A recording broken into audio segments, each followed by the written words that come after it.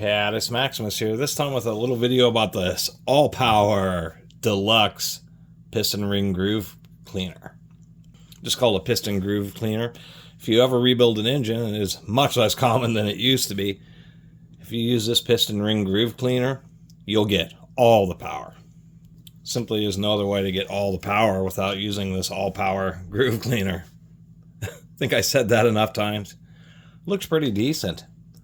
Being a deluxe edition, we have nice chrome plating, but when we turn it over, we can see some kind of hideous corrosion. That corrosion lets us know that it is chrome plated zinc, not aluminum, not steel or iron, zinc.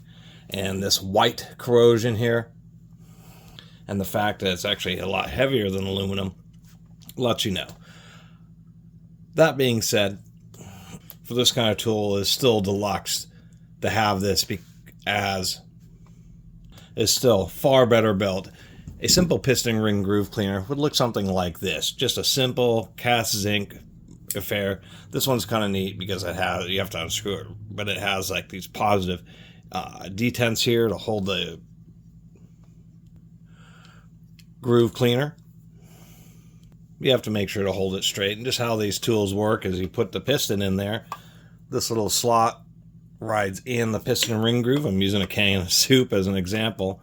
And then this is just a scraper. You go along and it allows you to just get all the carbon and gunk right out from behind the piston ring down that groove, and it's actually kind of a hassle to scrape it out without using some other kind of tool. Now, under this deluxe edition, there's a variety of upgrades just besides the frame. We'll start with the thickness of the actual groove cleaner. We can see this one is nicely built, nice angles. These are just simple cutters. This one also has a stop, which cheap ones don't. You just have to be careful not to squeeze too hard with one of these. However, in this case, besides the ratcheting mechanism, so you don't always have to squeeze, you can put it down, get it to lock in about where you want it. Not always perfect with the ratchet mechanism, because until you get it, essentially in the right spot. As soon as you get used to it, the ratchet mechanism isn't too bad, but it can be a little annoying until that happens. Anyway, this is a stop, so what you can do is you can put this down over the piston and just put this little cutter down to where it's sitting on the bottom of the groove, and then use this little stop just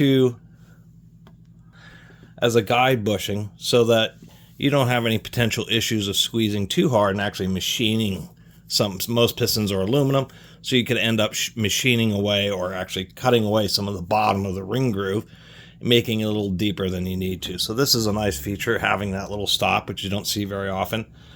This does not technically have any detents or any positive stops, so what you have to do is you just loosen this up, get it around the piston, and just put it in the groove and kind of wobble it around until it finds the natural center, and maybe that's the reason they do it. And then you screw it down. Really nice made knob. That is aluminum. Obviously we have the ratcheting mechanism, which is kind of funky. I mean, we can see why it's cast zinc because of these complex shapes, but this is like a spring-loaded bar. It's kind of weird. You can press on the back of it and it'll release it, and then as you squeeze down, it just has a simple ratchet mechanism in there.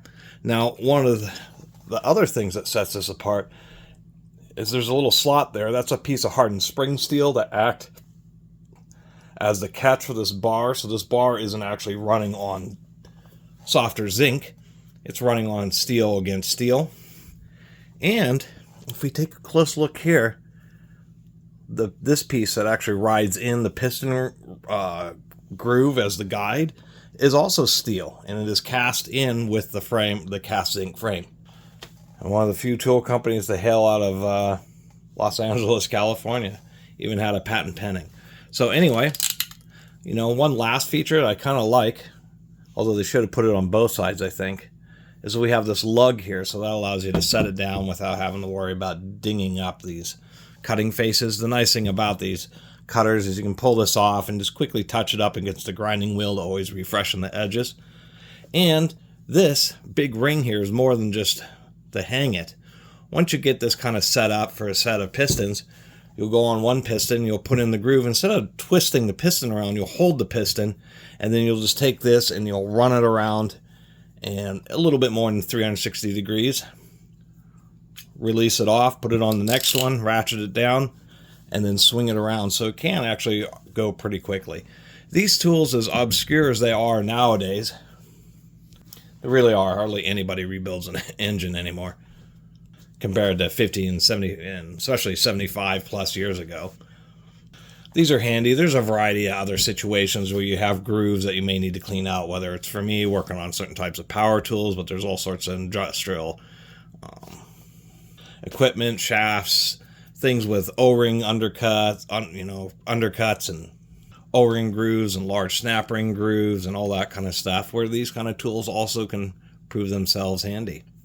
Anyway, just ran into this and thought, this is a I recognize that it was a piston ring cleaner as soon as you know what it is. Otherwise, it's a really strange looking tool.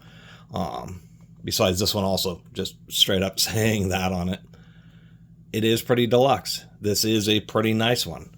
I don't know what the old school or even new school snap-on ones are or were, but this certainly must have competed with them, because this is certainly one of the best piston ring groove cleaners I've ever seen, and probably weighs triple this cheap one here. The only thing I can say about this lug, and I had to bend it back some because you set it down on the lug, and if you ever step on it or something, particularly on this end here, it will cause it to twist over and come out of alignment. So that's the only critique. Maybe they could even put a lug back here or something. Probably a little late for that. I suspect this tool is probably 50 years old, at least. And for those who are curious, the reason so many things, even today, are made from cast zinc. There's a variety of alloys, but zinc is one of the few metals that can be heated up to being a liquid and pumped through a mold and stay liquid long enough to actually form very complicated shapes that are usually reserved for plastics. And even though zinc is weak, it offers a number of advantages, especially per dollar, over the plastics that are available in many situations, and that's why it's continued to be used. All the other metals, whether it's steels or aluminums, etc., just do not cooperate when you try to pump them into a mold and get really complicated and precise shapes out of them. It just, zinc has a particular advantage in that department. Anyway, appreciate everybody who's been watching and subscribing. See you next time.